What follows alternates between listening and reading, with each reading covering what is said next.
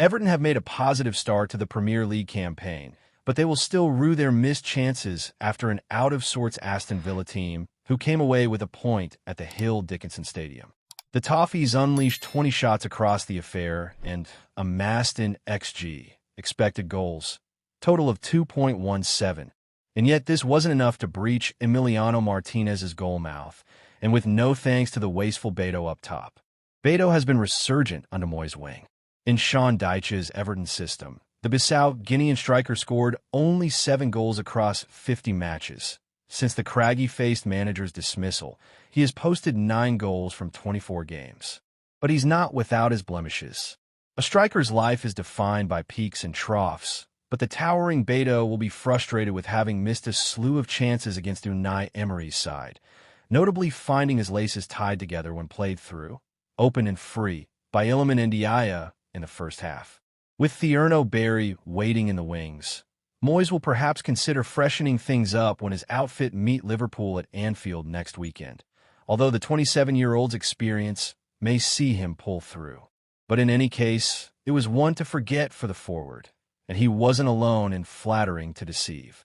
Everton, all in all, will be content with stretching their unbeaten run to 3 matches in the Premier League, settling in 6th place having played 4 games. But Moyes is a determined manager, and he will be frustrated with elements of his side's performance, with center midfielder Tim Iroegbunam among those to have struggled.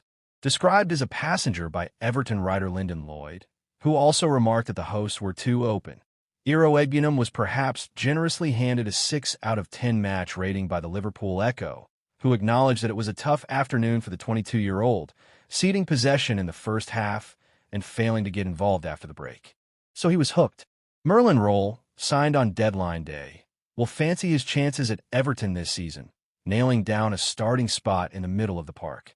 Moreover, Kiernan Dewsbury-Hall can operate in a deeper position, and perhaps that would open up a new expanse of opportunity for Everton from an attacking standpoint, allowing the likes of Tyler Dibbling or Dwight McNeil to come in and create and add sparks and flair. With just 27 touches across over an hour of action, Iroegbunam didn't do enough. In fact, that statistic actually places him far below Everton shot stopper Jordan Pickford, who took 40 touches across the afternoon. Ultimately, there are worse problems for Moyes to have. Everton aren't losing at the moment and look dynamic and coherent in their play. But improvements are always possible, and Iroegbunam did little to suggest he should be starting in next weekend's Merseyside derby.